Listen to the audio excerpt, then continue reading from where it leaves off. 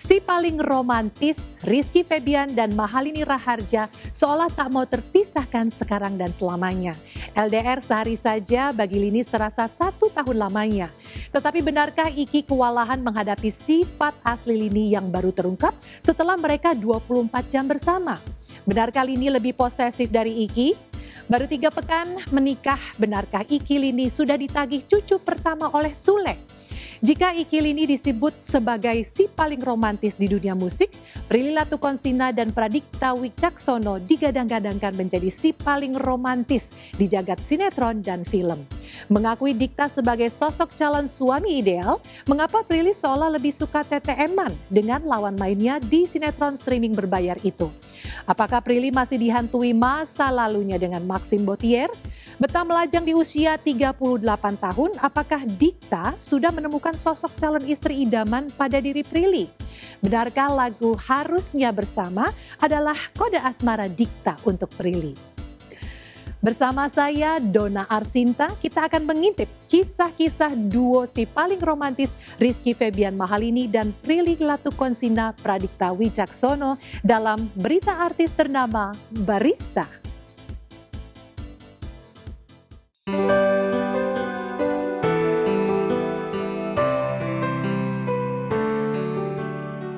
Pemirsa, pasangan Rizky Febian dan Mahalini Raharja tengah mereguk manisnya masa-masa bulan madu. Setelah halal, mereka justru semakin bucin dan posesif. Keduanya seolah tak mau terpisahkan. Bahkan saat Lini harus menyelesaikan kontrak dengan manggung di luar kota, Iki rindu setengah mati. Jutaan orang pun seolah tak menyadari Lini juga berat meninggalkan Iki sendiri karena sejak menikah pada 10 Mei lalu, ia sudah terbiasa bangun tidur di samping Iki.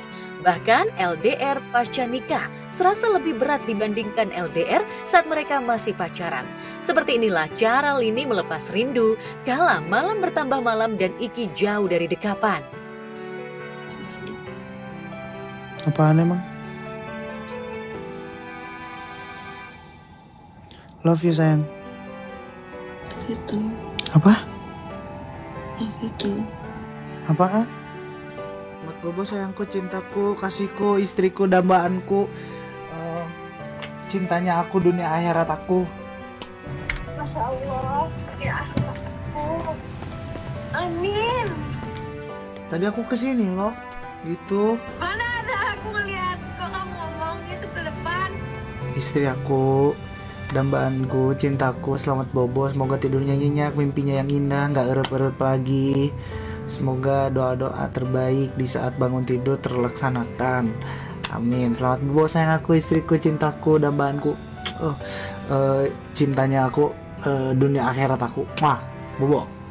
Kalau Iki kan istrinya penyanyi juga. Ya. Kalau itu Ya, tergantung itu dia. kan, ya pilihan Iki. Oke. Gitu. Kalau kamu sanggup dengan segala sesuatu halnya, ya silakan monggo.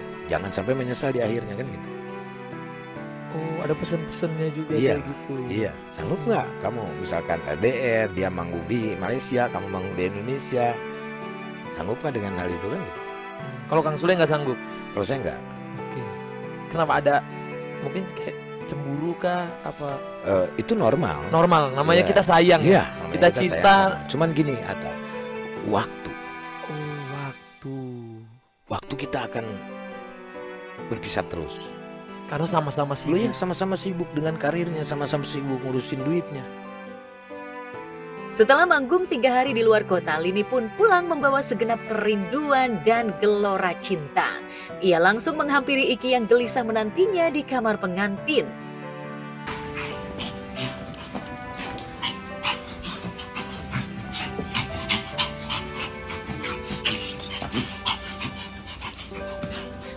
Sayang.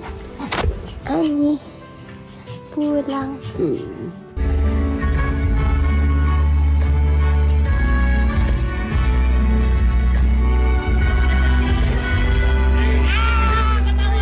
Gimana pasca pernikahan seperti apa? Ini acara kayaknya, doain lancar. Tapi pasca pernikahan gimana? Mungkin alhamdulillah seperti apa mungkin? Kemarin kan setiap hari kita bisa komunikasi. Sekarang pun bisa komunikasi, tapi kan sepenuhnya dia sudah menjadi istrinya Iki, jadi tanggung jawabnya juga penuh ke sana. Ya tentu merasa apa ya? Dia merasa untuk menyerahkan menyerahkan Lini ke Iki. Sekarang kita juga merasa sedikit agak kesepian lah.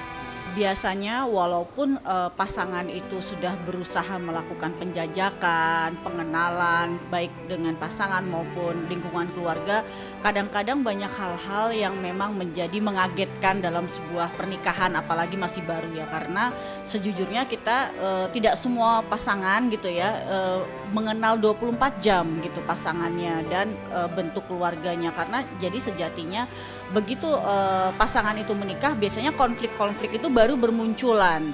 Kemudian masalah-masalah real yang memang harus dihadapi maupun masalah-masalah yang tanda kutip sampah itu baru bermunculan gitu ya. Rasa ketidaknyamanan, ketidaktenangan, rasa iri, kemudian mungkin rasa cemburu itu mungkin bisa jadi baru muncul.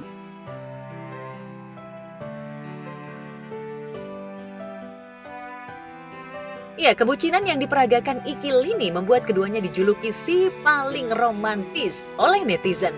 Julukan itu tidak berlebihan karena sebelum menikah pun mereka sudah digadang-gadang menjadi couple goals.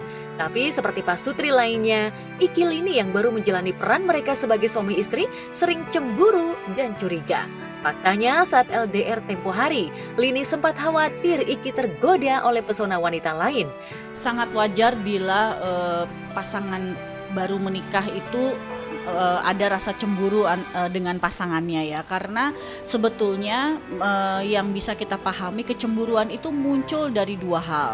Yang pertama adalah besarnya harapan dan yang kedua adalah adanya keraguan. Jadi adanya harapan dan keraguan.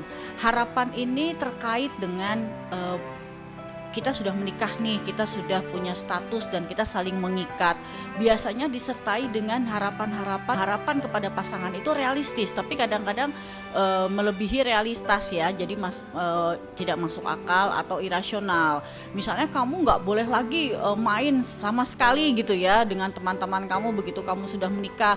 Kamu sama sekali nggak boleh punya misalnya kontak dengan laki-laki lain dan lain sebagainya, padahal dia seorang ibu yang bekerja dan lain sebagainya. Jadi kecemburuan itu wajar karena biasanya muncul dari dua hal yang kita sebut sebagai muncul dari harapan.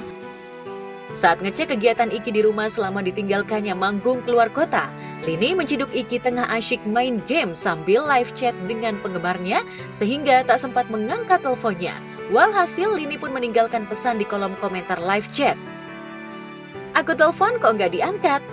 Demikian pertanyaan Lini yang membuat Iki auto panik lantaran pesan itu justru dibaca oleh Nanang asistennya. Saya pantau di kolom komentar sepertinya ada wakil presiden tuan. Siapa tuh? RI1 tuan. Siapa RI1 tuh? RI1 Anda dong tuan.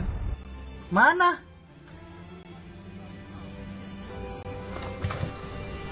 Ya Allah.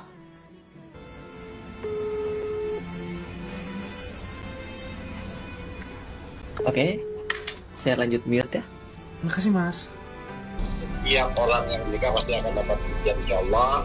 Kuncinya adalah mereka betul-betul harus bisa kuat. Dan salah satu kekuatannya adalah doa dari orang-orang soleh, orang tuanya, dan orang-orang kerabat.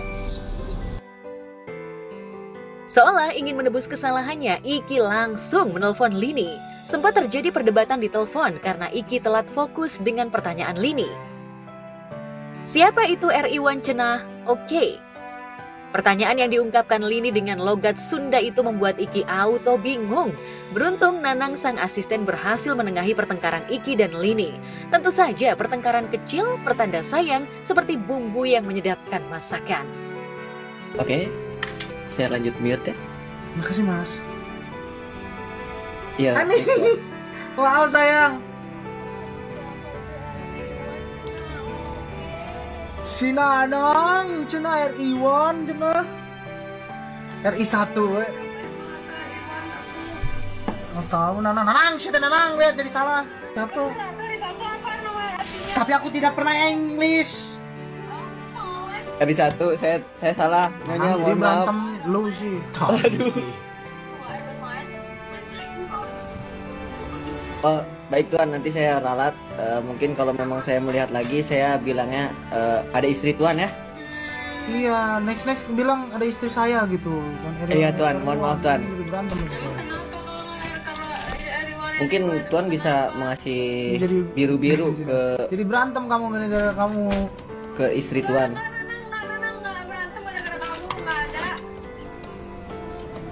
Tuh. Dari dulu aku suka ngechat di Rizky Febian aja enggak, aku digituin. Rizky Febian mana? Orang jarang live di Rizky Febian. Kok Rizky Febian di itu gaming yang dulu juga enggak. Ya maaf sayang, karena kamu nggak perlu digitu juga udah selalu ada di hati.